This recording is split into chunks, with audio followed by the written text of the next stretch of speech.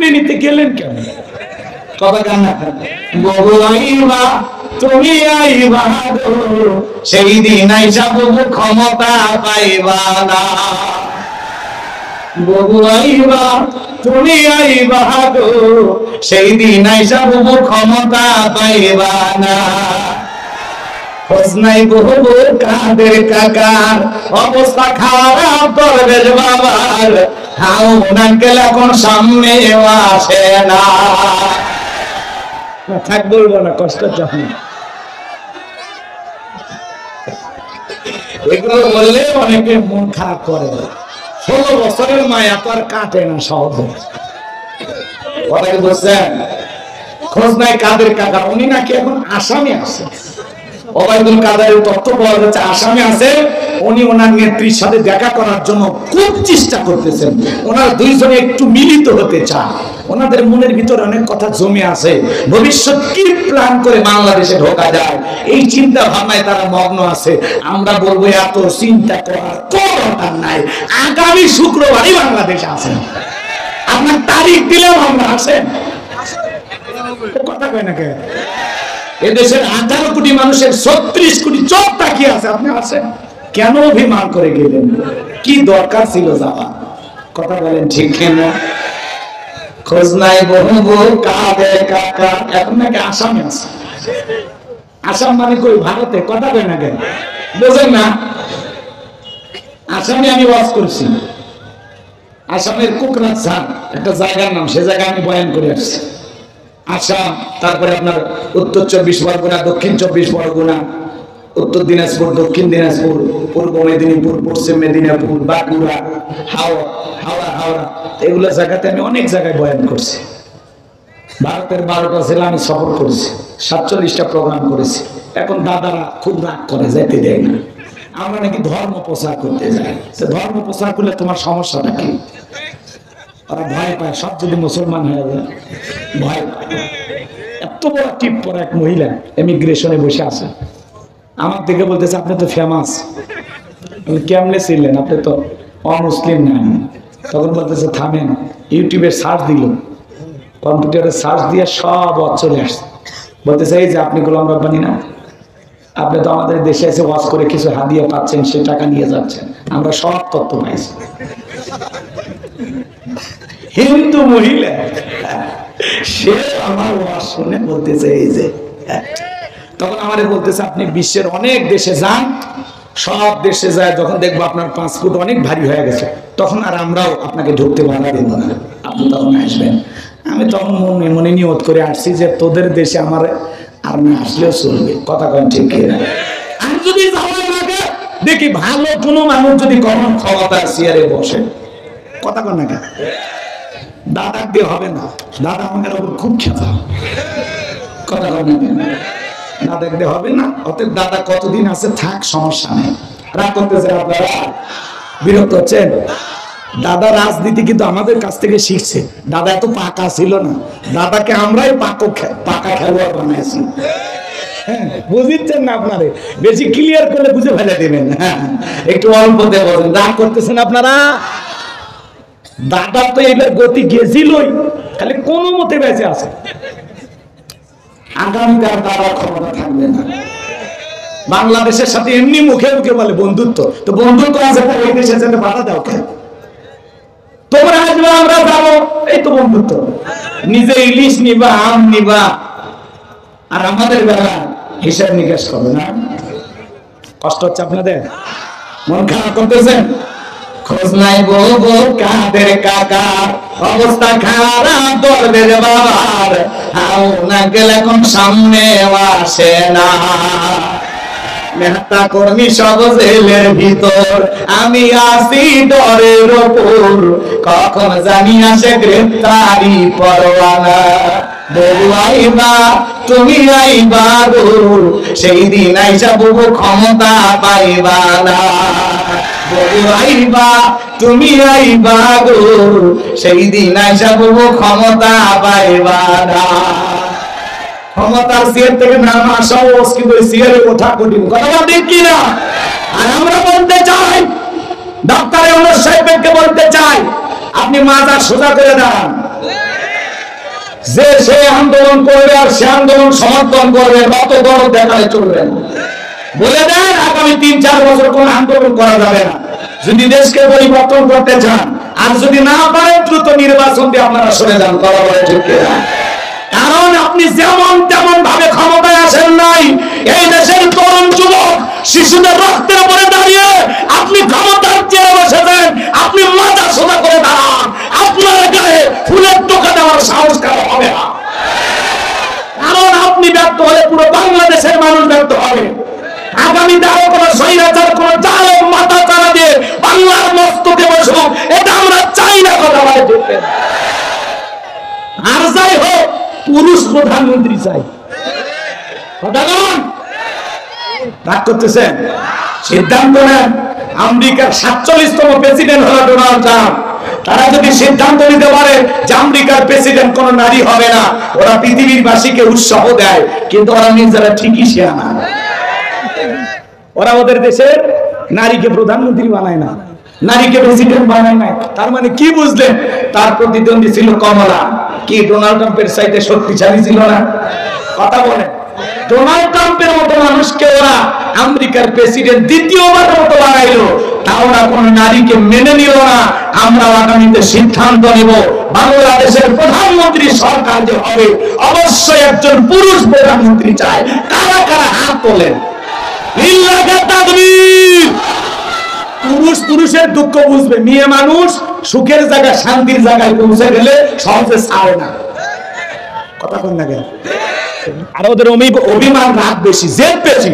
দেখেন না, মাঝে মাঝে রাগ করে বাড়ির হাড়ি পাতিল ভেঙে ফেলে দেন। ঘর ভেঙে ফেলে দিলে দেশও ভেঙে ফেলে দিলে। কথা কয় না। হ্যাঁ, এই জন্য ওদেরকে ওই জায়গায় নিয়ে যাওয়া যাবে না। ওরা ঘরে থাক। রাগ করতেছেন মনে হয়। বাজান গো সামনের দিকে যায়, মন খারাপ করবেন না। একটু বলার সুযোগ দেন, সামনে গেলে আরো কথা হবে। মন খারাপ করবেন না। আমার নবী দেখে বলে, বেলাল, ইসলামের অবস্থা এখন ভালো না, কালেমা পড়েছো, আপাতত প্রকাশ করা যাবে না। হযরত বেলাল দেখে বলে, নবী, আমার জীবনের কোনো দাম নাই। আমার মনিব উমাইয়া, তাকে আমি একদিন বলেছিলাম, উর্দুম্বা ছাগল পেশাব পায়খানা করে দেয়, এই ঘরে থাকতে আমার বড় কষ্ট হয়। উমাইয়াকে বলে, বেলাল, উর্দুম্বা ছাগলের দাম আমার কাছে আছে, কিন্তু তোর মতো কালো হাসি বেলালের দাম আমার কাছে নাই। নবী গো, আপনি আমাকে দোয়া করে দেন, মৃত্যু পর্যন্ত যেন কালেমার পথে টিকে থাকতে পারি। এই কথা বলে হযরতে বেলাল চলে গেলেন। আমার ভাইরা পরের দিন সকালবেলা সূর্য উদয় হয়ে গেছে, অনেকটা বেলা গড়িয়ে গেছে। হযরত বেলাল দরজা খোলে না। অন্যান্য চাকর বাকর যারা আছে, এরা নালিশ নিয়ে চলে গেছে উমাইয়ের কাছে। যা বলে, নেতা, এখন পর্যন্ত বেলাল দরজা খোলে নাই, তাই নাকি? বলে, হ্যাঁ, ঠিক আছে, চলো। দরজায় ডাক দেয়, বেলাল দরজা খোলো। হযরত বেলাল দরজা খোলে না। জোরে করে ধাক্কা মারছে, যখন দরজা খুলে গেছে, তখন এইবার উমাইয়া টাকা দেখে সেই রাত্রিতে হযরত বেলাল কালেমা পড়ে মুসলমান হয়েছে। ওই রাত্রিতে একটা উর্দুম্বা ছাগলের কাছে কোনো পেশাব পায়খানা নাই। জোরে বলেন মারহাবা। এইবার উমাইয়া দেখে বলে, এই চাকরের দল, বেলালের বিরুদ্ধে মিথ্যা অভিযোগ দাও। তোমরা যখন ঘুমাচ্ছিলে, বেলাল তখন ময়লা আবর্জনা পরিষ্কার করেছে।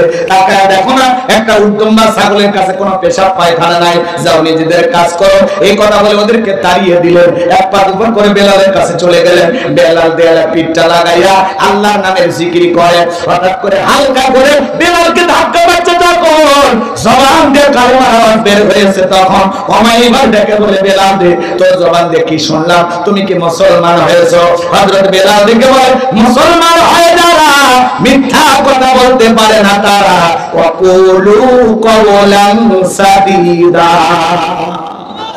মুসলমানেরা হবে সত্যবাদী, মুসলমানেরা কখনো মিথ্যাবাদী হতে পারে। সত্য কথা বলা লাগবে। মিডিয়ার সামনে এসে অনার্গল মিথ্যা কথা বলতো, হাসি ঠাট্টা করতো জাতিকে নিয়ে। কথা বলে না কেন? মিথ্যা বলতে বলতে জিহারা বেকা হয়ে গেছে, এক পা কবরে চলে গেছে। এত মিথ্যা কথা বলে, শয়তান পর্যন্ত বলে আমি এত খারাপ না। মিথ্যাবাদী আছে না নাই? আশেপাশে দেখেন কত মিথ্যা বলে। কষ্ট হচ্ছে আপনাদের? তাহলে মুসলমান কখনো মিথ্যাবাদী হতে পারে না, মুসলমান হবে সত্যবাদী, মুসলমানের জবান দিয়ে সত্য বের হবে। কথা বলেন ঠিক কিনা? আমার ভাইয়েরা, লম্বা করার সুযোগ নাই। এইবার হযরত বেলালকে বলে, গতকাল রাত্রিতে বিশ্বনবীর হাতে হাত রেখে আমি কালেমা পড়ে মুসলমান হয়েছি, বলুন আল্লাহু আকবার। এইবার উম্মাইয়াকে বলে, বেলাল উর্দুম্বা ছাগলের মালিক বানায় দেব, থাকার জন্য ভালো ঘরের ব্যবস্থা করে দেব। হযরত বেলাল ডেকে বলে, উমাইয়া, দুনিয়ার কোন পার্থিব সম্পদের বিনিময়ে বেলাল তার ঈমান বিক্রি করবে না, বলেন আল্লাহু আকবার। আরেকটু জোরে বলেন আল্লাহু আকবার। এইবার উমাইয়াকে বলে, বেলাল রে, আমার কথা না শুনলে বড় নেতা আবু জেলকে খবর দেব। হযরত বেলাল ডেকে বলে, কোন বড় নেতা ছোট নেতা এখন কাউকে গোনার টাইম নাই। আমি দুনিয়ার কোন আবু জেলকে ভয় করি না, আমি ভয় করি আমার আল্লাহকে। চিৎকার করে বলেন আল্লাহু আকবার। এইবার উমাইয়া দৌড়ে চলে গেল আবু জেলের বাড়িতে, যা বলে, নেতা সংবাদ খুব খারাপ, আমার বাড়ি কি তোদের বেলাল কালেমা পড়ে মুসলমান হয়েছে, তাই নাকি? বলে, হ্যাঁ ঠিক আছে, যাও আমি আসতেছি। আবু জেলের একটা বিশেষ বাহিনী ছিল, যাদের কাজই হলো মুসলমানদের রক্ত নিয়ে খেলা করা, মুসলমানদের উপর নির্যাতন জুলুম চালানো। আজ তামাম পৃথিবীর দিকে তাকায় দেখবেন, জালেমদের একটা বিশেষ বাহিনী থাকে, যাদের কাজই হলো মুসলমান ইমানদারদের রক্ত নিয়ে খেলা করা। কথা বলেন ঠিক কিনা? আমার ভাইরা, হযরতে বেলালের বাড়িতে চলে আসলো। এইবার আবু জেল তার সাঙ্গ পাঙ্গ নিয়া বেলালকে ডাইকে বলে, বেলাল এইদিকে আয়। বেলাল রে, আমি তোরে পার্সোনাল ভাবে মহব্বত করি, তোমার নিয়ে কি শুনতেছি, তুমি নাকি মুসলমান হয়েছো। হযরতে বেলাল ডেকে বলে, যা শুনেছেন সত্য, আমি বিশ্বনবীর হাতে হাত রেখে কালেমা পড়ে মুসলমান হয়েছি। এই কথা শোনার পরে আবু জেল ডেকে বলে, বেলাল রে, উদ্দুম্বা ছাগলের মালিক বানায় দেব, থাকার জন্য ভালো ঘরের ব্যবস্থা করে দেব। তুমি যদি চাও ব্যবসা বাণিজ্য করার জন্য দিরহাম টাকা পয়সা যা লাগে সবকিছুর আমি ব্যবস্থা করে দেব। বেলাল রে, তুমি একমাত্র বিশ্বনবীর কালেমা ছেড়ে আবার আমাদের বাপদাদার ধর্মে ফিরে আসো, তোমার কাছে এটা আমাদের চাওয়া।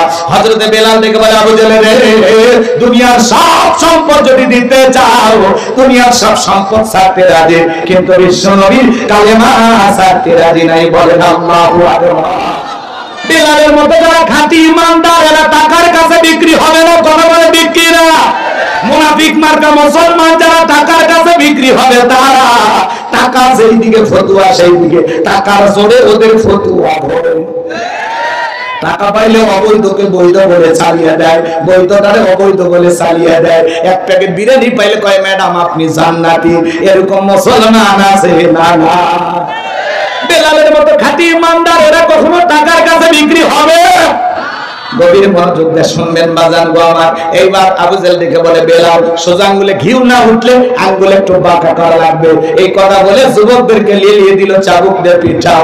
হযরত বেলালকে চাবুক দিয়ে পিঠানো শুরু হলো। ওরা যত জোরে চাবুক মারে, বেলাল তত জোরে আমার আল্লাহর নামের জিকির করে। চাবুক দিয়ে পিটাইতে পিটাইতে কালো চামড়া গুলো ফেটে রক্ত ঝরতেছে। আবু জেল থেকে বলে, বেলাল, চাবুক দিয়ে পিটাইতে পিটাইতে কালো চামড়া ফেটে রক্ত ঝরতেছে রে বেলাল, তারপরে কি কালেমা ছাড়বে না? হযরত বেলাল থেকে বলে, আবু জেল, মারতে মারতে যদি মেরে ফেলে দাও, জীবনটা দিতে রাজি, কিন্তু বিশ্বনবীর কালেমা ছাড়তে রাজি নাই। এবার আবু জেল বলল, বেলালের পায়ে রশি লাগাও। উঠের পায়ে রশি লাগাইয়া হযরত বেলালকে আরবের উত্তপ্ত মরুভূমির গরম বালিতে ছেঁচড়াইয়া ছেঁচড়াইয়া ঘোরা গরু, আরবের বালিগুলো এত গরম, চাল দিলে মুড়ি হয়ে যেত। সেই উত্তপ্ত বালিতে হযরত বেলালকে ছেঁচড়াইয়া ছেঁচড়াইয়া ঘোরা গরু, বাবলা গাছের কাটা গরু জিহ্বার ভিতরে পেরেকের মতো মারা হলো।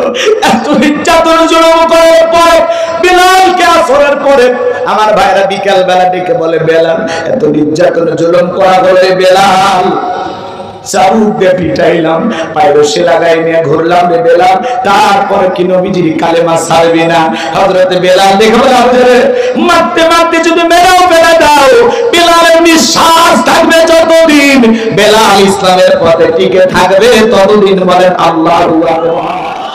এইবার আবু জেল ডেকে বলে, যুবকের দল, বিশাল বড় একটা পাথর নিয়ে আসা বেলালের বুকের উপরে চাপায়া দাও। কয়েকজন যুবক মিলে বিশাল বড় একটা পাথর বেলালের বুকের উপরে চাপায়া দিল। আবু জেল মনে করলো এই পাথরের চাপার আঘাতে বেলাল মারা যাবে, এই কথা ভেবে কাফেররা চলে গেল। হযরত বেলালের বুকের উপরে বিশাল বড় একটা পাথর, এরপর জিহ্বা নাড়ায় জিকির করে, আর একটু জোরে বলেন কার? বেলালের মতো আপনাকে আমাকে তো কেউ নির্যাতন করে না, জুলুম করে না, তারপরে আমরা কপাল পর আল্লাহর জিকির করি না। হাদিস শরীফের ভিতরে আছে, যার জিহ্বাটা আল্লাহর জিকিরে ভিজা থাকবে ওই জিহ্বাওয়ালা মানুষ কোনদিন জাহান্নামের আগুনে জ্বলবে না। বলুন সুবহানাল্লাহ। সব সময় জবানে জিকির থাকবে, সুবহানাল্লাহ, আলহামদুলিল্লাহ, আল্লাহু আকবার, লা ইলাহা ইল্লাল্লাহ, লা ইলাহা ইল্লাল্লাহ। আল্লাহ রাব্বুল আলামিন বলেন, ফাযকুরুনি আযকুরকুম ওয়াশকুরুলি ওয়ালা তাকফুরুন। বান্দারে, তোমরা আমি আল্লাহকে স্মরণ করো, আমি আল্লাহ তোমাদেরকে স্মরণ করব। কৃতজ্ঞতা প্রকাশ করো, অকৃতজ্ঞ হয়ো না। চিৎকার মেরে বলুন আল্লাহু আকবার। হযরত বেলাল ডেকে বলেন, আল্লাহ তুমি তো সেই আল্লাহ ইব্রাহিমের জন্য যদি নমরুদের আগুনকে ফুলের বাগান বানায় দিতে পারো, আল্লাহ তুমি কি পারো না? আমি বেলালের বুকের উপরে পাথর থাকার কারণে তোমার মতো মালিকের জিকির করতে বড় কষ্ট হয়। হযরতে বেলাল দোয়া করতে দেরি, আসমানের মালিক আল্লাহ দোয়া কবুল করতে দেরি করে নাই। বেলালের বুকের পাথরটাকে আমার আল্লাহ তুলার মতো নরম বানিয়ে দিয়েছেন। বেলালের নিঃশ্বাসের সাথে পাথর ওঠে আর নামে। বলুন আল্লাহু আকবার। আশিক রাসূল বেলাল, নবীর পাগল বেলাল, নবীকে কত ভালোবাসতেন জানেন? বিশ্ব নবী যখন মক্কা নগরীতে পথ চলতো, হযরত বেলাল একবার ডানে যায় আর একবার বামে যায়। আমার নবী বলে, বেলাল বুঝি না, একবার ডানে যাও একবার বামে যাও, ব্যাপারটা কি? হযরত বেলাল দেখে বলে, নবী আপনি কালিমার দাওয়াত দেন, ইসলামের প্রচার প্রসার করেন, ওই কাফেররা হলো আপনার শত্রু, আপনাকে টার্গেট করে যদি ডান থেকে তীর নিক্ষেপ করে, নবী গো ওই তীরটা যেন সর্বপ্রথম আমি বেলালের বুকের ভিতরে ঢোকে, আবার বাম দিকে যায়। মনে মনে ভাবি গো নবী, ওরা যদি বাম থেকে তীর নিক্ষেপ করে, ওই তীরটা যেন সর্বপ্রথম আমি বেলালের বুকের ভিতরে ঢোকে। আমি বেলাল মারা গেলে ইসলামের ক্ষতি হবে না, আপনি নবী মারা গেলে ইসলাম আর মাথা উঁচু করে সামনের দিকে দাঁড়াবে না। চিৎকার মেরে বলুন আল্লাহু আকবার। সেই বেলালের নির্যাতন জুলুমের কথা বিশ্ব নবীর কান পর্যন্ত যখন পৌঁছে গেল, আমার নবী দেখে বলা, বকর বেলালের কষ্টের কথা, জুলুমের কথা, নির্যাতনের কথা আমার আর সহ্য হয় না। যাও যাও, তুমি আমার বেলালের জন্য একটা কিছু করো। হযরত আবু বকর সিদ্দিক রাদিয়াল্লাহু তাআলা আনহু কয়েক গুণ দাম বেশি দিয়া গোলামীর জীবন থেকে হযরত বেলালকে আজাদ করলেন, মুক্ত করলেন। বলুন আল্লাহু আকবার। এই যখন ইসলামের অবস্থা, একদিকে সন্তান হারানোর ব্যথা, আপন মানুষদের সমালোচনা, সাহাবায়ে কেরামদের উপর নির্যাতন জুলুম, এইজন্য নবীজির মনটা ভীষণ খারাপ। নবীর যখন মন খারাপ, নবীকে সান্ত্বনা দেওয়ার দায়িত্ব কার? আমার আল্লাহ ডেকে বলে, জিবরাইল আমার বন্ধুর মা নাই, বাবা নাই, আমি ছাড়া আমার বন্ধুর কেউ নাই রে জিবরাইল। আমার বন্ধুর মনটা হয়েছে ভারী, আমি আল্লাহ সইতে নাহি পারি। লাহুল মাহফুজ থেকে সূরা কাউসার নিয়ে যায় আমার বন্ধুর উপরে নাজিল কর তাড়াতাড়ি। বলুন আল্লাহু আকবার। আমার নবী ডেকে বলে, নামাজ আমার মনটা কেন খারাপ তোমরা জানো, কিন্তু আমার মুস্কি হাসি দেওয়ার কারণ হলো এই মাত্র আসমান থেকে জিবরাইল এসে আমার উপরে সূরা কাউসার নাজিল করলো। বিশ্ব নবী তখন সাহাবায়ে কেরামদের সামনে তেলাওয়াত করে শুনিয়ে দিলেন। জবান ছেড়ে সবাই পড়ুন, ইন্না আ'তাইনাকাল কাউসার ফাসাল্লি লিরাব্বিকা ওয়ানহার ইন্না শানিয়াকা হুয়াল আবতার। আল্লাহু আকবার। আল্লাহ রাব্বুল আলামিন বলেন, ইন্না আ'তাইনাকাল কাউসার। আল্লাহ রাব্বুল আলামিন বলেন, নিশ্চয়ই আমি আল্লাহ পাক আপনাকে হাউজে কাউসার দান করেছি। ইন্না আ'তাইনাকাল কাউসার, অবশ্যই আমি আল্লাহ পাক আপনাকে হাউজে কাউসার দান করেছি। এই হাউজে কাউসারের পানি মধুর চাইতে মিষ্টি, পানির চাইতে ক্লিয়ার, দুধের মতো সাদা। কঠিন কিয়ামতের ময়দানে যেদিন বিচার দিবস কায়েম হয়ে যাবে, ওই বিচার দিবসের একদিন হবে 50,000 বছরের সমান। যেদিন মানুষের জিহ্বা ঝুলে আসবে কুকুরের মতো নাভি পর্যন্ত, যেদিন বাজার গোয়াবার সূর্যটা সোহাগ মাথার উপরে চলে আসবে, জমিন হবে তামার জমিন, পাহাড় পর্বত নদী নালা খাল বিল, এই পৃথিবীর জমিনে কোনো কিছু থাকবে না। কুল্লু মান আলাইহা ফান, আল্লাহ তাআলা সবকিছু ধ্বংস করে দেবেন। ওই কঠিন কিয়ামতের ময়দানে যেদিন মা তার সন্তানের পরিচয় দেবে না, স্বামী স্ত্রীর পরিচয় দেবে না, ভাই ভাইয়ের পরিচয় দেবে না, যেদিন আল্লাহর আরশের ছায়া ছাড়া আর কোনো ছায়া থাকবে না, ওই ছায়ার ভিতরে 7 শ্রেণীর মানুষকে আল্লাহ পাক স্পেশাল ভাবে ছায়া দান করবেন। আল্লাহর প্রিয় মহব্বতের ভালোবাসার গোলাম যারা যারা আল্লাহর পছন্দের তালিকায় 7 শ্রেণীর মানুষ আছে, আল্লাহ তাদেরকে আরশের নিচে ছায়া দিবেন। সেখান থেকে তারা কিয়ামতের ফাইনাল খেলা উপভোগ করবেন। বলুন আল্লাহু আকবার। মানুষ দলে দলে বিশ্ব নবীর কাছে দৌড়াবেন। আমার ভাইয়েরা, কিছু মানুষের সামনে আল্লাহ তাআলা পথ দ্বারাবরণ তৈরি করে দিবেন আমার নবী। তখন কিছু মানুষের সংখ্যা যখন কমে যাবে, আল্লাহকে ডেকে বলবেন, আল্লাহ সংখ্যায় আমি অনেক মানুষকে আসতে দেখলাম, কেন জানি সংখ্যাটা কমে গেল। আমার আল্লাহ তখন ডেকে বলে, বন্ধু আপনি তো পাইকারি দরে সবাইকে আজকে হাউজে কাউসারের পানি পান করাইতে পারবেন না। দুনিয়ার জমিনে 2টি অপরাধ করেছিল যারা, আজকে হাউজে কাউসারের পানি পাবে না তারা। বিশ্ব নবীর হাতে এক পেলা হাউজে কাউসারের পানি যদি কেউ কিয়ামতের ময়দানে পান করতে পারে, জান্নাতে ঢোকা পর্যন্ত তারা তৃষ্ণা লাগবে না। বলুন সুবহানাল্লাহ। হযরত আবু বকর সিদ্দিক পেয়ালাগুলো ভরে দিবেন, মাঝখানে দাঁড়িয়ে থাকবেন হযরত ওমর। আবু বকরের হাত থেকে নিয়ে হযরত ওমর বিশ্ব নবীর হাতে দিবেন, আর নবীজি তার আদরের উম্মতদেরকে খুঁজে খুঁজে হাউজে কাউসারের পানি কিয়ামতের ময়দানে পান করাবেন। রাসূলের হাতে কারা কারা হাউজে কাউসারের পানি পান করতে চান, 2টা হাত তুলে আমার মালিককে দেখান। আল্লাহ পাক আমাদের সবাইকে রাসূলের হাতে এক পেয়ালা করে হাউজে কাউসারের পানি পান করার তৌফিক দান করেন। জোরে বলুন আমিন। আর একটু জোরে বলুন আমিন। আপনার মান রাসূল পেয়ালা নিয়ে দাঁড়িয়ে আছেন, আপনি যাবেন আর পান করবেন। কি সুন্দর দৃশ্য, সুবহানাল্লাহ। এই দৃশ্যের মুখোমুখি হতে যা, পানি চাইলেন আর পাইলেন, কতই সহজ।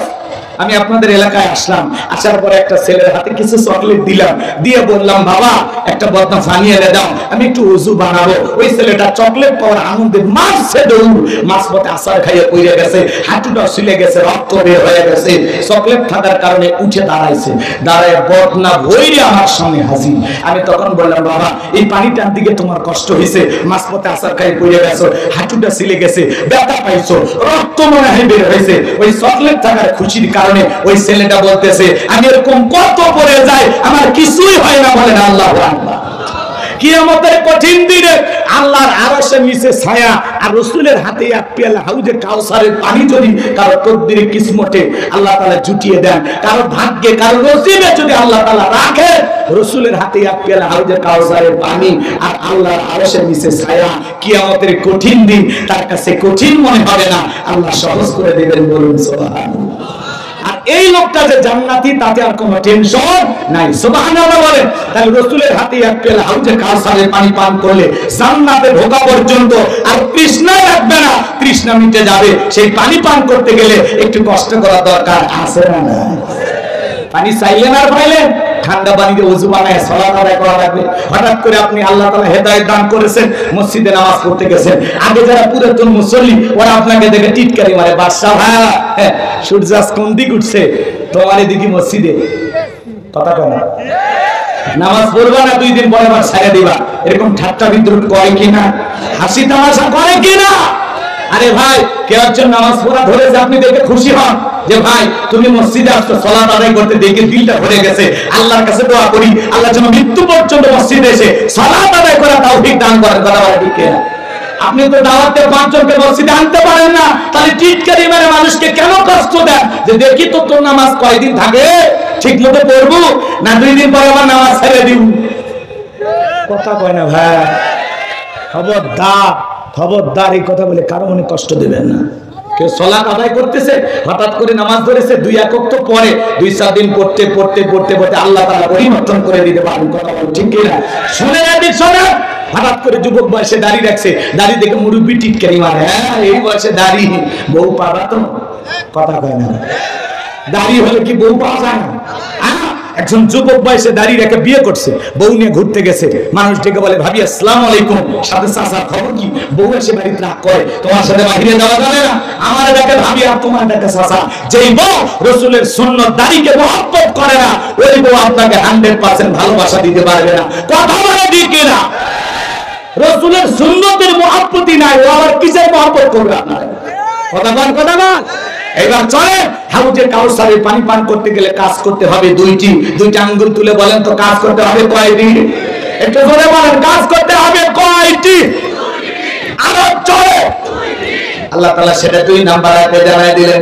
জবান ছেড়ে সবাই আমার সাথে পড়ুন, ফাসাল্লি রাব্বিকা ওয়ানহার, ফাসাল্লি রাব্বিকা ওয়ানহার। 1 নাম্বার হলো ফাসাল্লি রাব্বিকা, রবের উদ্দেশ্যে সালাত আদায় করা লাগবে। নামাজ হবে একমাত্র কার জন্য? আরেকটু জোরে বলেন, কার জন্য? ইন্না সালাতি ওয়া নুসুকি ওয়া মাহইয়ায়া ওয়া মামাতি লিল্লাহি রাব্বিল আলামিন।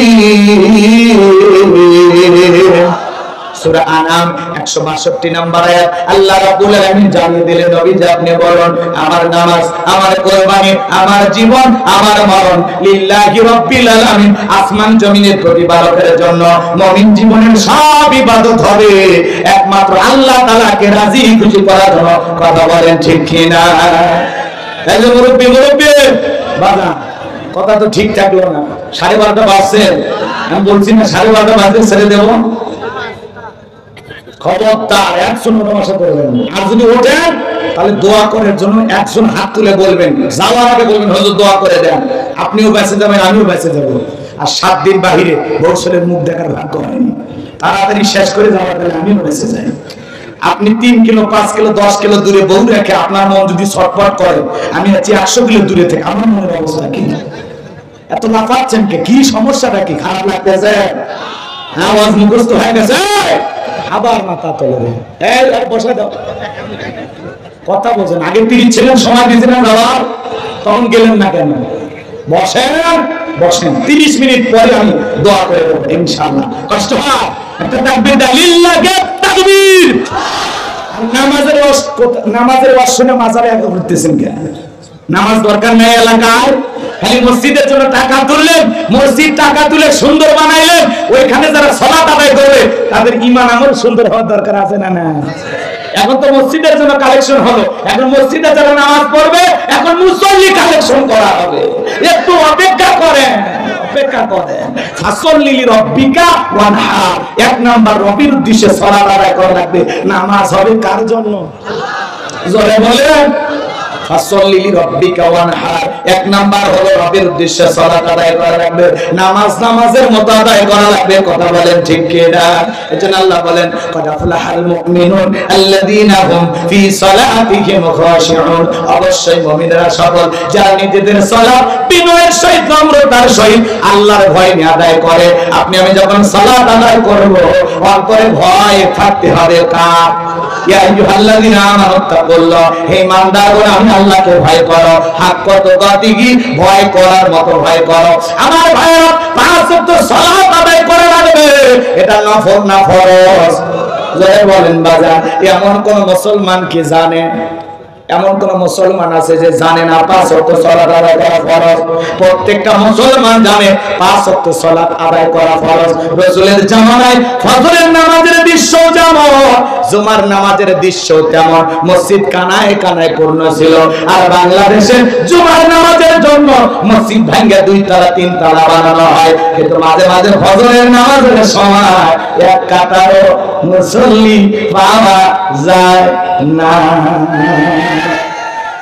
এক বিয়ে বাড়িতে বেড়াইতে গেছে, ফজরের নামাজ পড়ার জন্য হাজি মানুষ মসজিদে গেছে। যায়া দেখে বাজান মুয়াজ্জিন আযান দিচ্ছে শুয়ে থেকে। কোন জায়গায়? হুজুরের রুমের ভিতরে। হুজুর শুয়ে থেকে ল্যাপের ভিতরে আযান দেয়। হাজি সাহেব এদিক ওদিক ভুলকি মারে করে খুঁজে পাওয়া যায় না। এইবার জানালা দিয়া দেখে হুজুর শুয়ে থেকে আযান দিতেছে। আযান শেষ হয়ে গেলে বলে, হুজুর কেন আপনি দাঁড়িয়ে আযান দিলেন না? এভাবে শুয়ে থেকে আযান দিলেন ব্যাপারটা কি? বলে এই মসজিদের কেউ ফজরের সালাতে আসে না, এজন্য ইচ্ছা মতো আযান দেই, ইচ্ছা মতো নামাজ পড়ি, দেখায় কেউ নাই। আপনি হঠাৎ মুসল্লিকে নাকি আপনি ফেরেশতা? বোঝেন না? এরকম ঘটনা আমাদের দেশে ঘটে কি না? মানে একজন খালি নামাজ পড়তে গেছে, একজনটাই কিন্তু মুয়াজ্জিন, তাও 300 টাকা 400 টাকা 1000 2000 টাকার বিনিময়ে আযান দেয়। আরে ইমাম আর মুয়াজ্জিনের উপর এই দেশে যে কত নির্যাতন করা হয়, আল্লাহর কাছে প্রত্যেকটা মসজিদ কমিটিকে হিসাব দেওয়া লাগবে। নিজের ছেলে বেতন পায় 40-50 হাজার, সেই খুশি বাক বাকুম ইমাম কাছে বলে হুজুর মিষ্টি দিলাম, আমার ছেলের জন্য একটু দোয়া করে, নতুন চাকরি পাইছে, বেতন যেন বেশি পায়। এবার হুজুর হাত তুলে দোয়া করে বলতেছে, আল্লাহ আল্লাহ আমার মসজিদের সভাপতি তার ছেলে চাকরি পাইছে, আল্লাহ আমারও বেতন যেমন সভাপতির ছেলের বেতনটাও যেন হয় তেমন। সভাপতি গায়ে উল্টা দোয়া করে, তোমার মতো বেতন পাই আমার ছেলে চলবে? তো নিজের ছেলে চলে না, হুজুরের পরিবার কেমনে চলে? আপনার ছেলে মেয়ে বায়না বলে 500 টাকার বক্স আইসক্রিম কিনে নিয়ে যা দিচ্ছেন, ইমাম মুয়াজ্জিনের সন্তানের শখ নাই? এত জুলুম করতেছেন কেন? মিনিমাম 10,000 টাকা মুয়াজ্জিনকে দেবেন। কত? একেবারে কম করে হলে 10,000 15,000 দিবেন, আর যারা খতিব তাদেরকে 20,000 দিবেন, আরো বেশি দেবেন। ইমাম মুয়াজ্জিন যারা নিয়মিত আযান দেয়, এমনও মসজিদ আছে 5 ওয়াক্ত সালাত আদায় করে, আযান দেয়, মসজিদের খাদেম, তাহলে মানুষ দায়িত্ব 3টে, বেতন হলো 3,000। এটা একটা কথা হলো? খাদেম হিসেবে দেন 5,000, মুয়াজ্জিন হিসেবে দেন 5,000, আর 5 ওয়াক্ত সালাত আদায় করে পেশিমাম হিসেবে দেন 10,000, টোটাল 20,000 টাকা। আর এমনও মসজিদ আছে 20,000 টাকা বছর কথা কন না কেন? আপনি কি মনে করেছেন এটা জুলুম না? খালি যারা সরকারে থাকে ওরাই জুলুম করে, আপনি যে আপনার ইমাম মুয়াজ্জিনের উপরে জুলুম করতেছেন সেই খবর না। কথা কয় না ভাই, রাগ করতেছেন আপনারা? আমার ভাইরা গভীর মনোযোগ দিয়ে শুনেন, তাহলে আল্লাহ রাব্বুল আলামিন বলেন ফাসাল্লি লিরাব্বিকা, রবের উদ্দেশ্যে সালাত, 5 ওয়াক্ত সালাত আদায় করা এটা ফরজ, এটা রবের বাধ্যতামূলক ওয়াদা। আবার রাতের 1টা 2টা 3টার দিকে উঠা আরামের বিছানা ত্যাগ করে, বিবির ভালোবাসা ত্যাগ করে, ঠান্ডা পানিতে ওযু বানায়া নিরালাই নিবৃত্তিতে যায় নামাজে দাঁড়ানো দরকার আছে না? যারা গভীর নিচেতে সালাত আদায় করে, তাহাজ্জুদের নামাজ আদায় করে, এই নামাজ দুনিয়ার কাউকে দেখানোর জন্য নয়, এই নামাজ হলো আল্লাহকে পাওয়ার জন্য। কথা বলেন ঠিক কিনা? এজন্য আল্লাহ বলেন ওয়াল্লাযীনা ইয়াবিতুনা লিরাব্বিহিম সুজদান ওয়া কিয়ামা। সূরা ফুরকানের ভিতরে আল্লাহ পাক জানিয়ে দিলেন, যারা রাত্রি জাগরণ করে, আমি আল্লাহকে সিজদা দেই, আমি আল্লাহর জন্য দণ্ডায়মান হয়ে যাই। তাহলে গভীর নিশিতে তাহাজ্জুদের যায় নামাজে যারা আল্লাহকে সিজদা দিবে, গভীর নিশিতে আল্লাহর সাথে প্রেম করবে, বাজার গো এই নামাজ আপনার আমার মর্যাদা বাড়িয়ে দেবে। যারা তাহাজ্জুদ পড়ে তাদের সম্মান মর্যাদা বাড়িয়ে দেন কে? আর আল্লাহকে যত বেশি সিজদা দিতে পারবেন, তত বেশি আল্লাহর নিকটতম বান্দা হতে পারবেন। যাই নামাজে সিজদা দিয়া, তাহাজ্জুদের যাই নামাজে সিজদা দিয়া, সিজদার মাধ্যমে, রুকুর মাধ্যমে, যাই নামাজের মাধ্যমে আল্লাহর সাথে প্রেম করব। যারা আল্লাহর সাথে প্রেম করে তাদের জীবনে কোনোদিন ব্যর্থতা নাই, তাদের জীবনে সফলতা। কথা বলেন ঠিক কিনা? নামাজের মতো আদায় করবেন। যুবকেরাও নামাজ আদায় করে না, কিন্তু রাত্রি জাগরণ করে, ইউটিউব ইন্টারনেট ঘাটাঘাটি করে, ইমো মেসেঞ্জারে সেটিং করে, সারা রাত বান্ধবীর সাথে কথা বলে, হ্যালো জান খাইছো, ঘুমাইছো, কি করতেছো? মেয়ে রাগ করে বলে আজকে ভাত খাবো না, ছেলেটা বলে তুমি না ভাত খালে আমিও খাবো না। নিজের মা খাইছে কিনা খবর নেয় না, বান্ধবী না খাইলে যুবকের মধ্যে খাবার ওঠে না। এরকম হাইব্রিড যুবক আছে না? না হে যুবক, সারা রাত ইমো মেসেঞ্জারে চ্যাটিং কইরা ফজরের আযান হয় যখন, ওই হাইব্রিড যুবক ঘুমাইতে যায়, তখন কষ্ট হচ্ছে আপনাদের? কষ্ট হচ্ছে আপনাদের? ভাইরা আমার, ফজরের আযান হয় যখন, ওই হাইব্রিড যুবক ঘুমাইতে যায়, তখন আমারও বলে না, যুবক রে এই ঘুম ভাঙলে সকাল, না ভাঙলে পরকাল। কথা বলেন ঠিক কিনা? কেমন করে ঘুমাও তুমি ওই রংপুরের যুবক, কেমন করে ঘুমাও তুমি ফজর করে কাজা? এমন তো হতে পারে ও তোমার জোহরে জানাজা, এমন তো হতে পারে ও তোমার জোহরে জানাজা। আজকে বগুড়া একটা ড্রাইভার বাজার, আজকে সকালবেলা ঢাকা থেকে আসছে, ডায়াবেটিস একটু বেড়ে গেছে, আল্লাহর বান্দা চলে গেল।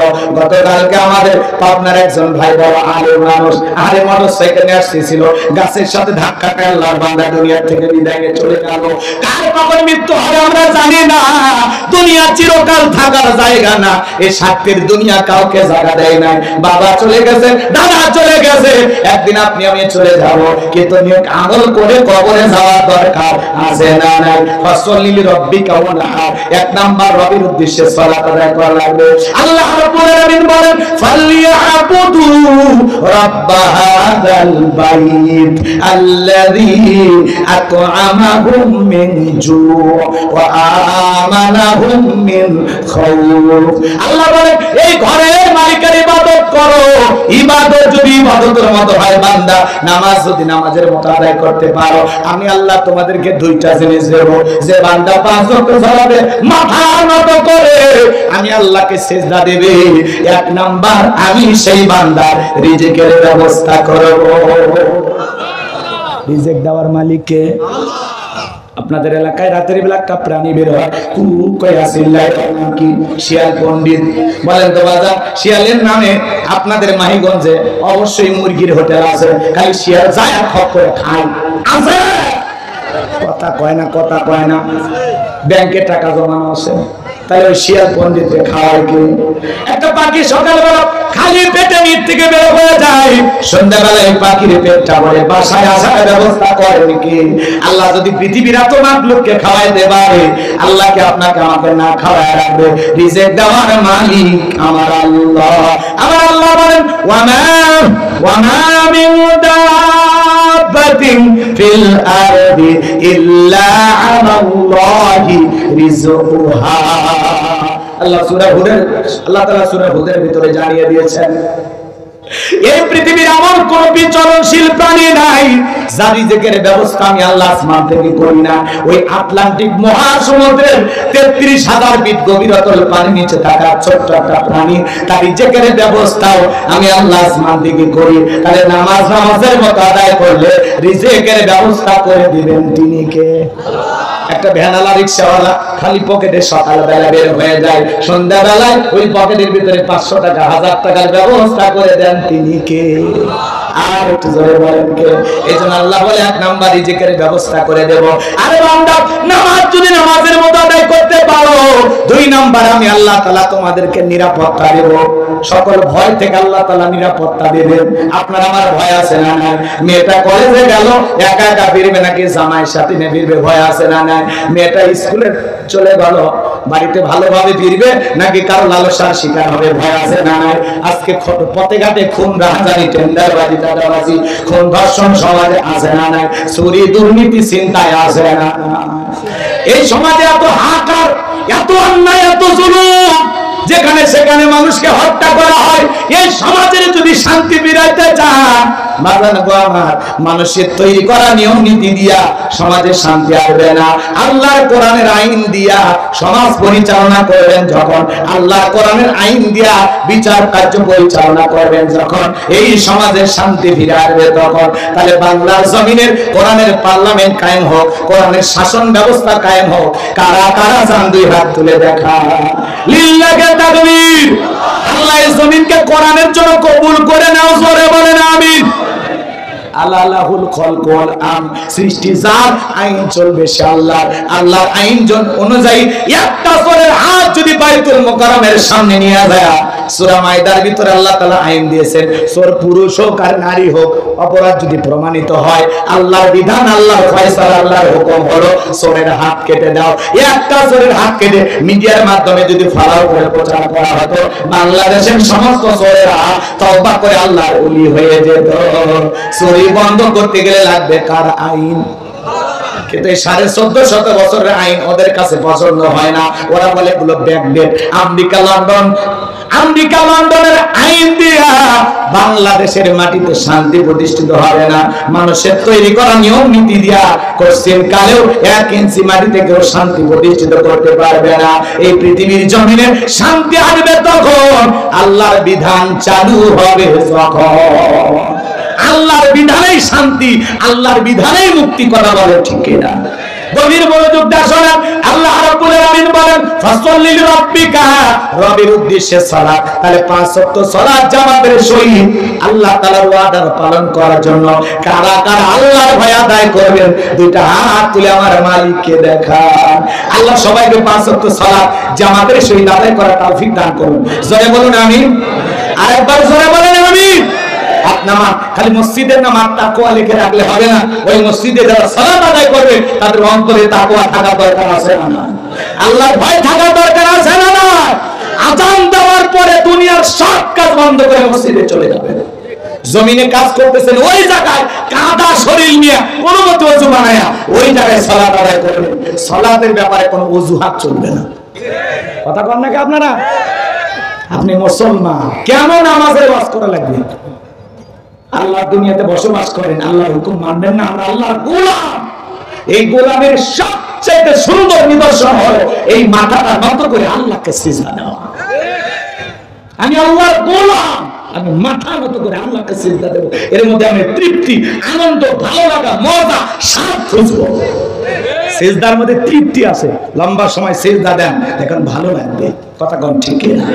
পারবো তো ইনশাআল্লাহ? পারবো তো ইনশাআল্লাহ? আল্লাহ কবুল করে, জোরে বলেন আমিন। এইবার ওয়ানহার মানে কি করা? কুরবানি করা। কুরবানি করা মানে কি খালি পশু জবাই করা না, নিজের আমিত্বকে কুরবানি করা, অহংকারকে কুরবানি করা, নিজের ভিতরে থাকা পশু সুলভ আচরণকে কুরবানি করা। কথা বলে ঠিক কি না? আমরা 7 জন ভাগে কুরবানি দেই, 4 জন দড়ি ধরে টানে, পেছন থেকে 3 জন ঠেলে। এমন দুর্বল গাভী জবাই করে যেই গরুর উপরে বয়স্ক হাঁটার পথি, গরুর শরীরের সব হাড়গুলো দেখা যায়। দুর্বল গাভী কুরবানি স্থান পর্যন্ত হেঁটে যাওয়ার শক্তি নাই, কোলে করে নিয়ে যায়। হুজুর বলে ভাই এরকম দুর্বল গাভী জবাই করলে হবে না। বলে হুজুর উপরে গোশত না থাকলে ভিতরে সেট করা আছে, আছে না নাই? এর জন্য বলেন আছে না নাই? আল্লাহ কি বলেন? তাসরুন নাদিরিন, চমৎকার একটা গাভী জবাই করতে হবে, হুষ্টপুষ্ট, দেখতে সুন্দর, আকর্ষণীয়। কথা বলে ঠিক না? যারা কুরবানি দেবেন, কুরবানির ওয়াজ এত করার সুযোগ নাই। কুরবানি যারা দেবেন 3টা জিনিস খেয়াল রাখবেন। কয়টা? জোরে বলেন কয়টা? 1 নাম্বার নিয়ত সহি, ইন্নামাল আমালু বিন্নিয়াত। প্রত্যেকটা কাজ নিয়তের উপর নির্ভরশীল। কথা কম। 1 নাম্বার নিয়ত যে আমি কুরবানি দিতেছি আল্লাহর জন্য। কার জন্য? এদিকে খেয়াল করেন, ইব্রাহিম ইসমাইলের ঘটনা ইতিহাস আপনারা শোনেন। মা হাজেরা তার ছেলেকে কুরবানি দিতে রাজি আল্লাহর জন্য। ইব্রাহিম খলিলুল্লাহ তার সন্তানকে কুরবানি করতে রাজি কার জন্য? আবার ইসমাইলের কুরবানি হতে রাজি কার জন্য? 3 জনের নিয়তের মধ্যে কোনো ভেজাল ছিল? জনে বলেন ভেজাল ছিল? এটা ছিল আল্লাহর সুস্পষ্ট পরীক্ষা। পরীক্ষায় তারা কি করছে? পাস করছে। সুবহানাল্লাহ কোন? এই যে খেয়াল করেন, যারা কুরবানি দেবেন 1 নাম্বার নিয়ত সহি যে কুরবানি আল্লাহর জন্য, ছেলে মেয়ের গোশত খাওয়ার জন্য না। অনেকে বলে না কুরবানি না দিলে ছেলে মেয়ে মানুষের গোশতের দিকে তাকায় থাকবে, অর্থাৎ সুদের টাকা হোক আর ঘুষের টাকা হোক, যেভাবে হোক কুরবানি দেওয়া। এরকম নিয়ত থাকলে কুরবানি হবে? জোরে বলেন হবে? জামাই বাড়িতে গোশত পারবে না, সে কুরবানি দেয়। গ্রামের মানুষ কুরবানি না দিলে কৃপণ করবে, এই ভয়ে কুরবানি দেয়, তাহলে হবে না। কুরবানি দিতেছেন আল্লাহর জন্য। ভাই জবাই করার পরে তো ছেলে মেয়ে খাবে, স্ত্রী পরিবার পরিজনকে নিয়ে খাবেন, গ্রামবাসী অভাব দুঃখী দিয়ে তো খাবেন। কুরবানি মানে ত্যাগ করা, স্যাক্রিফাইস করা, উৎসর্গ করা, বিলিয়ে দেওয়া, বন্টন করা। কুরবানি মানে কি? ত্যাগ করা। খাওয়ার মধ্যে শান্তি নাই, ভোগের মধ্যে শান্তি নাই, ত্যাগের মধ্যেই শান্তি। কথা বলো ঠিক না? আপনি ফ্রিজ ভরাচ্ছেন খালি, আর প্রতিবেশীর বাড়ির পাশেই না খেয়ে আছে 8-10টা বাচ্চা একটু গোস্ত পৌঁছায়নি, আপনি ফ্রিজ ভরাচ্ছেন। হ্যাঁ, আবার হুজুরের কাছে তোরা জিজ্ঞাসা করে, হুজুর কুরবানির গোস্ত কতদিন ফ্রিজে রেখে খাওয়া যায়? কথা কয় না। কুরবানির আগে বাড়ি ফ্রিজ ছিল একটা, আর একটা ডিপ কিনে নিয়ে আসছে। কথা কয় না? রাগ করতেছেন আপনারা? এ বাজান, এ বাজান, মানুষকে দেন, দেওয়ার মধ্যে শান্তি। আল্লাহ ধনী বানাইছে, কালকে আবার কিনতে পারবেন, 10 দিন পরে 10 কেজি কেনার ক্ষমতা আপনার আছে। কথা কয়? মানুষকে দেন, দেওয়ার মধ্যে সুখ খোঁজেন, শান্তি খোঁজেন, ভালো লাগবে। কথা কয় ঠিক না? তাহলে খেয়াল করেন, 1 নাম্বার নিয়ত সহি, 2 নাম্বার টাকাটা হালাল হওয়া লাগবে, শুড বি হালাল। আপনার ইনকামটা বৈধ হওয়া লাগবে। কথা বলে ঠিক কিনা? সুদের টাকা, ঘুষের টাকা, হারাম টাকা দিয়ে কুরবানি দিলে হবে না। কথা বলে ঠিক কিনা? বেনামাজি সুদ করে সাথে ভাগে কুরবানি দিলে হবে? কথা কোন নাকি আপনারা রাগ করতেছেন আপনারা? আল্লাহ পবিত্র, তিনি পবিত্র বস্তুকে ভালোবাসেন। এই জন্য আপনার বৈধ হালাল ইনকাম থেকে টাকা দিয়ে কুরবানি দিবেন, দেবেন তো ইনশাআল্লাহ। 3 নাম্বার, ফসল লিলি রব্বিকা ওয়ানহার, আগে নামাজ পড়ো তারপরে কুরবানি করো। কথা বলেন ঠিক কিনা? তোমার নামাজ নেই, ফজরের খবর নাই, ঈদের নামাজের খবর নাই, 5 লাখ টাকার গরু কিনা রাস্তার মধ্যে বাঁধে রাখছে। কার কুরবানি? কয় তালুকদারের কুরবানি। কয় কত? কয় 5 লাখ। কয় তালুকদার সাহেব ঠকেন না, জিতছেন। তালুকদারকে আমি ঠকার মানুষ, পিছনে যে রান দেখা যায়, এক রানই তো 4 মণ গোস্ত। যারা কুরবানির পশু নিয়ে আসে এরকম হিসাব নিকাশ করবে কোথায় কি পরিমাণে গোস্ত হবে, বলেন তো এদের কুরবানি কবুল হবে? এই তো আপনারা মুক্তি হয়ে গেছেন। করা যায় না, কুরবানি দিতে হবে কার জন্য, কোথায় কি পরিমাণে গোস্ত হবে এই হিসাব নিকাশ করলে হবে। অনেকে আবার ডিজিটাল মিটারে মাপে মাপে কেজি প্রতি কত বললো ওটা আবার ভাগ দেয়, দিয়ে বলে যাক 525 টাকা কেজি, ঠকিনি, জিতছি। এত কষাই হওয়া উচিত, কথা কয় না ভাই, কি হওয়া উচিত? আপনি কুরবানি দিতেছেন আল্লাহর জন্য, তামাশা করার জন্য। কয় টাকা কেজি পড়লো, পড়তা হলো না ব্যাপারটা হলো, লাভবান হয়েছেন না ঠকে গেছেন, এই হিসাব নিকাশ করে আপনি কুরবানি দিচ্ছেন। আপনি ফাজলামি করেন মিয়া, কথা কয় না কেন? আমি তো কুরবানি করতেছি আল্লাহর জন্য, কিসের লাভ করি? আল্লাহ আমাকে দেওয়ার সামর্থ্য দিয়েছেন, আমি দিচ্ছি। আপনি যদি 10,000 20,000 টাকার একটা ছাগল দেন, ভেড়াও দেন, নিয়ত যদি সহি হয়, আল্লাহ বলেন ওই পশুর রক্ত জমিনে পড়ার আগে আমি মালিকের কাছে কবুল হবে। ওয়ালাকি ইয়ানালুহুত তাকওয়া মিনকুম, আল্লাহ বলে বান্দা তোমার অন্তরে যেটা আছে ওইটা আমি আল্লাহ কবুল করি, তোমার অন্তরে যেটা আছে আমি আল্লাহ সেটা গ্রহণ করব। কথা বলে ঠিক কিনা? তাহলে কুরবানি হবে কার জন্য? আল্লাহর জন্য কুরবানি দেবেন তো ইনশাআল্লাহ। এরপরে আল্লাহ রাব্বুল আলামিন বলেন ইন্না শানিয়াকা হুয়াল আবতার। আল্লাহু আকবার। আল্লাহ রাব্বুল আলামিন বলেন নবী গো, যারা আপনাকে লেসকালানির বংশ বলে আপনি মন খারাপ করবেন না গো নবী। ওই আবুল হাবুদ বা সাইবা ওদের বংশে বাতি জ্বালানো কেউ থাকবে না নবী গো। আপনার ছেলে সন্তানগুলোকে শিশুকালে নিয়েছি, এইজন্য আমি আল্লাহর উপরে মন খারাপ করবেন না নবী গো, আপনি কষ্ট নেবেন না। আপনার কোটি কোটি রূহানী সন্তান আমি আল্লাহ জমিনে পাঠাবো, যারা আপনার জন্য জীবন দিতে প্রস্তুত থাকবে। বলেন আল্লাহু আকবার। আজ পৃথিবীর জমিনে 700 কোটি মানুষ আছে, এর মধ্যে 200 কোটি মুসলমান। আমরা সবাই রাসূলের রূহানী সন্তান। আমরা রাসূলের কি সন্তান? জোরে বলেন কি সন্তান?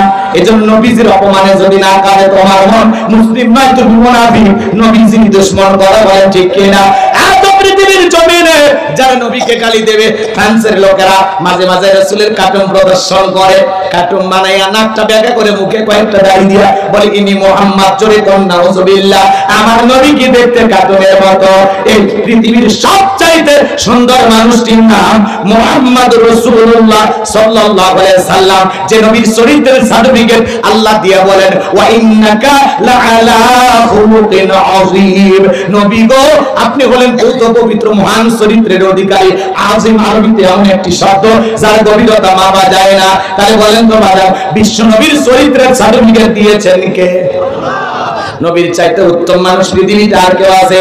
যেই নবী 63 বছরের জিন্দেগিতে একটি মিথ্যা কথা বলেননি, এমন বিশ্ব রেকর্ড পৃথিবীর আর কোন নেতা আছে? সেই নবীকে নেতা মানতে, আদর্শ মানতে কারা কারা রাজি? হাত তুলে দেখা। লিল্লাহি তাকবীর।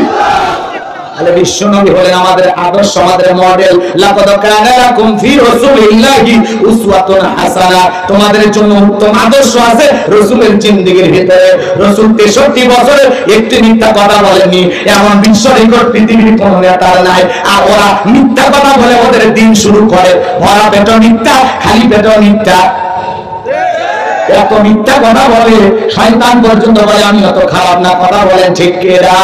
আমার ভাইরা সেই নবীর কার্টুন প্রদর্শন করলো 2021 সালে तमाम পৃথিবীর মানুষ আন্দোলন করলো, এই ফ্রান্সের জালেমেরা রাসূলের কার্টুন প্রদর্শন বন্ধ করো, না হলে পৃথিবীর মানচিত্র থেকে ফ্রান্সকে আমরা মুছে ফেলবো। বাধ্য হয়ে ওরা কার্টুন প্রদর্শন বন্ধ করলো। এরা কেন কার্টুন প্রদর্শন করলো জানেন? নবীকে গালি দেয় যারা, অবৈধভাবে জন্ম হয়েছে তারা। পৃথিবীর 228টা রাষ্ট্র নিয়ে গবেষণা করা হলো ফ্রান্সের মানুষেরা কেন গালি দেয়। রিপোর্টে বের হয়ে আসলো, আমার ভাইরা জরিপে বের হয়ে আসলো, ফ্রান্সের মহিলারা বিয়ের আগেই বাচ্চা জন্ম দেয়। তাহলে বিয়ের আগে যদি জন্ম হয় ওটা হালাল জাদা নাকি জাদা? তার মানে কি বুঝলেন? নবীকে গালি দেবে যারা জন্মের ঠিক নাই, কথা বলেন, নবীকে গালি দেবে যারা অবৈধভাবে দুনিয়াতে জন্ম হয়েছে। ওলীদ বিন মুগীরা মক্কা নগরীতে নবীকে অকাত্য ভাষায় গালিগালাজ দিতেছে। আমার নবীকে গালি দেয়, নবী সহ্য করলে আসমানের মালিক আল্লাহ সহ্য করলেন না। আল্লাহ আয়াত নাযিল করে বলেন, উতুল্লিম বাদা যালিকা জানিম, নবী গো এই ওলীদ বিন মুগীরা হলো পিতৃ পরিচয়হীন জারর সন্তান, এর জন্মের ঠিক নাই। ওলীদ বিন মুগীরা আরবের মানুষ, শোনা মাত্র বলতেছে নবী এত বড় কথা, আমার জন্মের ঠিক না, আপনি থাকেন, আমি আমার মায়ের কাছে যাই। ছেলেটা বৈধ না বৈধ জানি কে, ফ্যাক্টরির মালিক কথা বলে ঠিক কিনা। এইবার তার মায়ের কাছে গেল, তার মায়ের নাম ছিল ঝর্ণা। জেলে বলে, এইবার ওলীদ বিন মুগীরা বলে, মা ঝর্ণা করবি না কোন তাল বাগানা, আমার নবী বলেছেন উতুল্লিম বাদা যালিকা জানিম, আমি নাকি পিতৃ পরিচয়হীন জারর সন্তান, আমার নাকি জন্মের ঠিক নাই। ওলীদ বিন মুগীরার মা মনে মনে ভাবতেছে এই গোপন তথ্য নবী জানলো কেমনে? নবী তো জানতেন না, নবীকে জানিয়ে দিয়েছেন তিনি কে? আর একটু জোরে বলেন কে?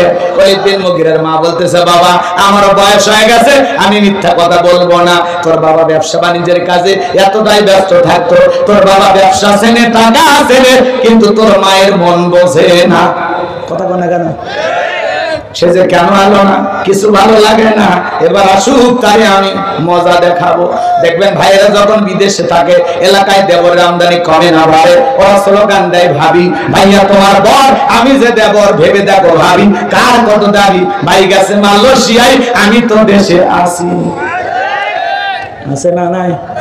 ডিজিটাল স্মার্ট দেবর ভাবির ঘরে ঢুকে বলে, ভাবি আপনার চেহারার দিকে তাকাইলে মনে হয় না যে আপনার বিয়ে হয়েছে, বিয়ে না হলে ভাবি ডাকিস কারে বদমাইশ। কথা বল না কে? ভাবি যদি নেককার দিনদার হইতো, দেখে বলতো কুল্লিল মুমিনিনা ইয়াগুদ্দুনা মিন আবসারিহিম, দেখো রে মুমিন পুরুষের দৃষ্টি থাকবে নিচের দিকে, আমাকে দেখার অধিকার তোর ভাইয়ের আছে, তোর জন্য আমাকে দেখা চয়েস নাই, ঘর থেকে বের হয়ে যা। ভাবি যে ডিজিটাল ভাবি, এগুলো বললে খুশি হয়, কথা কয় না কেন? মা বলে যারা বলছে মা আলোচনা শুনে যান, মা দুইটা পুরুষের আপনারা দূরত্ব বজায় রাখবেন, কমপক্ষে 2 কিলোমিটার। একটার নাম দেবর আর একটা দুলা ভাই, এরা হলো মৃত্যুতুল্য, বিষাক্ত সাপের চাইতেও ভয়ঙ্কর। হাসলেন? হাদিস পাঠ করে বললাম আর হাসলেন?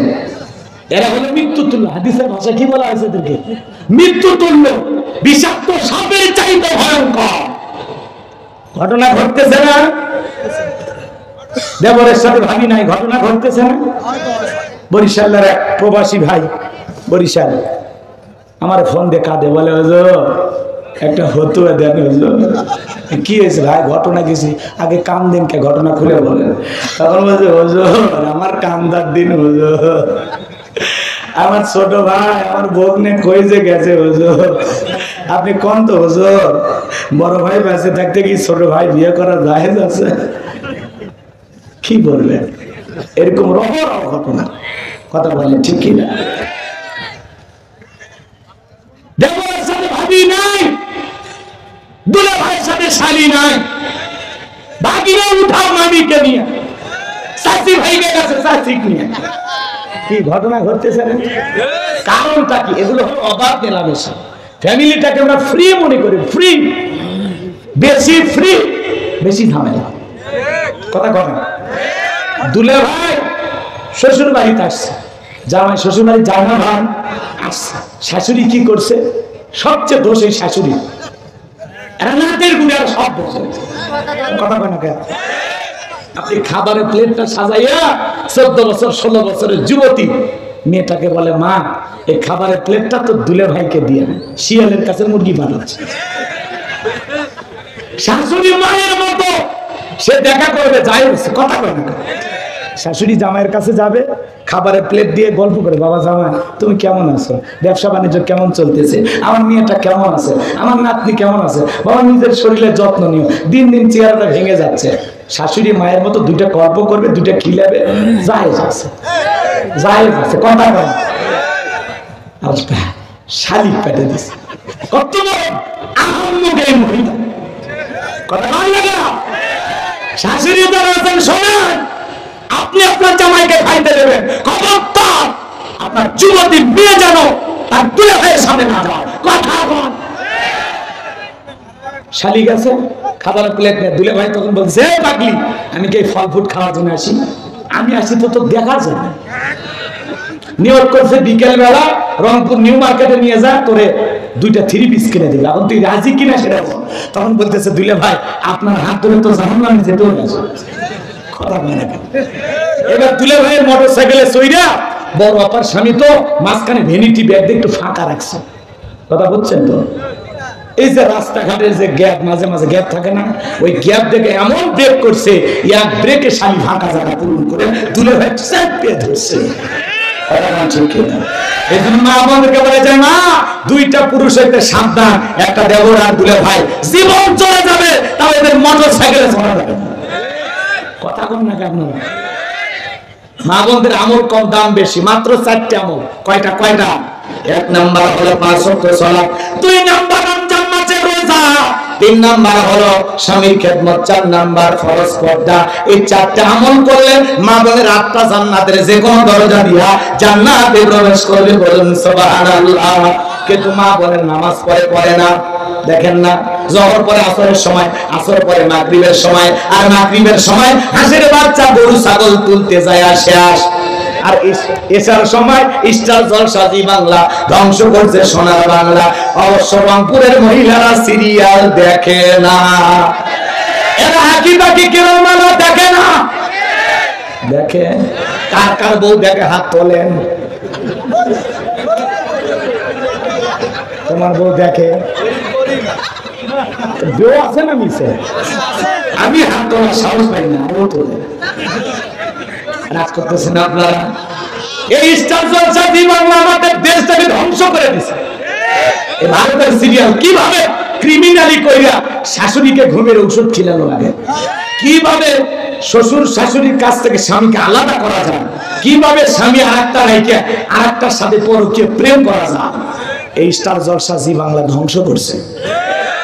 রাগ করেন না, রাত অনেক বেশি হয়ে গেছে, আমি আপনাদেরকে কষ্ট দিতে চাচ্ছি না। আজান খারাপ লাগে? তাহলে 5 ওয়াক্ত সালাত মা বোনেরা আদায় করবেন। 2 নাম্বার হলো রোজা। মা বোনেরা আবার রোজার বেলা শক্ত, মাঝে মাঝে রাগ করে 3 দিন ভাত খায় না। কথা কয় না ভাই? যদি বলেন সেপালি ভাত খাও, কয় তুমি তোমার দরিয়া ভরাও, আমি ভাত খাবো না। 3-4 দিন ভাত খায় না, যা অন্তত চাল বিলে বেঁচে গেছে। ঠিক কে? এরা কিন্তু রোজার বেলায় শক্ত। মাঝে মাঝে ইমামকে জিজ্ঞাসা করে, হুজুর এই মাসে নফল রোজা আছে? কারণ রোজার বেলায় খুবই শক্ত। কথা কন ঠিক কে? আর 3 নাম্বার স্বামীর খেদমত, এই জায়গায় এরা দুর্বল। কথা কয় না, স্বামীর খেদমত ঠিক মতো করতে চায় না।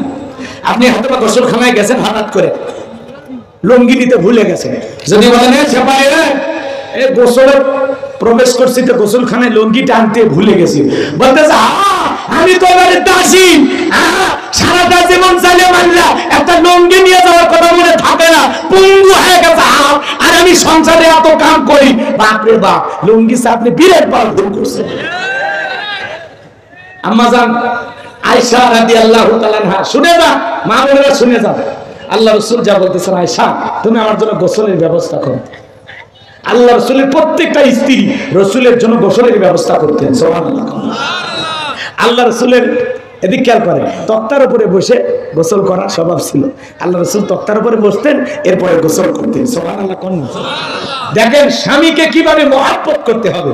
ও মা শুনে যান না, মা শোনেন মা। আপনারা বলেন না হুজুর একটু নারীদের ওয়াজ করেন, তো এটাই তো হচ্ছে। রাগ করতেছেন আপনারা? আম্মা জান আয়েশা গোসলের ব্যবস্থা করলেন, বিশ্বনবীর তক্তার উপরে বসে পড়লেন। আম্মা জান আয়েশা নিজে গোসলের পানি আল্লাহ রাসূলের শরীর মোবারকে ঢেলে দিচ্ছে। পানিরা বোঝে না স্বামীকে গোসল করানোর মধ্যেও শান্তি আছে না নাই? কোন স্ত্রী যদি স্বামীকে আদর করে গোসল করায় দেয়, বিশ্বাস করেন ওই স্বামী কোনদিন পরকীয়া প্রেম করবে না। ওই স্বামী কোনদিন বউ ছাড়া অন্য নারীকে কল্পনাতেও আনবে না। আজকে দাম্পত্য জীবনে সুখ নাই কেন? কারণ স্বামী স্ত্রী বোঝা পড়া ভালো না। স্বামী বলে ডানে যাও, বামে যায়। স্বামী বলে এই জায়গায় বসো, ডানে যায়। স্বামী যদি বলে কাছে আসো, আরো দূরে সরে যায়। কথা কয় না, ডাকে সারা দেন। রাগ করতেছেন? এখনই খালি কম, এ বেশি ইয়া করলে কিন্তু বিয়ে করবো আর একটা। তখন আবার বলবি বিয়ে করো, আমি দেখে তোমার সংসার হচ্ছে, তোমার ভাগ্যে মেয়ে জুটবে, মেয়ের বলে অভাব আছে। বিয়ে করা জায়েজ থাকলে একদিনে এক পুরুষে 100টা বিয়ে করবে না। পুরুষের পাত্রীর অভাব আছে, পাগলি এই কথা বললি তো নিজের পায়ে নিজে কুড়াই না। বিয়ে করে আমার কাঁদিস না, যা বালির ভিজে যাবে, তার স্বামীর কাছে পাবো না। কথা বল না আপনারা, রাগ করতেছেন? মা বোন যারা বসে আছেন, মা শুনে যান। আম্মা জানাইসা গোসলের ব্যবস্থা করলেন, রাসূলের দেহ মোবারক পানিগুলো ঢেলে দিচ্ছেন, গোসলের পানিগুলো চলে যাচ্ছে। আল্লাহ রাসূল তাকায় দেখেন গোসলের পানির সাথে রক্ত ভেসে যাচ্ছে। আম্মা জানকে জিজ্ঞাসা করলেন, আয়েশা দেখো তোমার দেহ কোন জায়গায় কেটে গেছে কিনা, পানির সাথে কেন জানি রক্ত ভেসে যায়। আম্মা জান আয়েশা দেখে বলেন, নবী গো এইটা আপনার দেহের রক্ত না, এটা আমার দেহের রক্ত। বলে আয়েশা কোথা থেকে রক্ত বের হচ্ছে? দেখো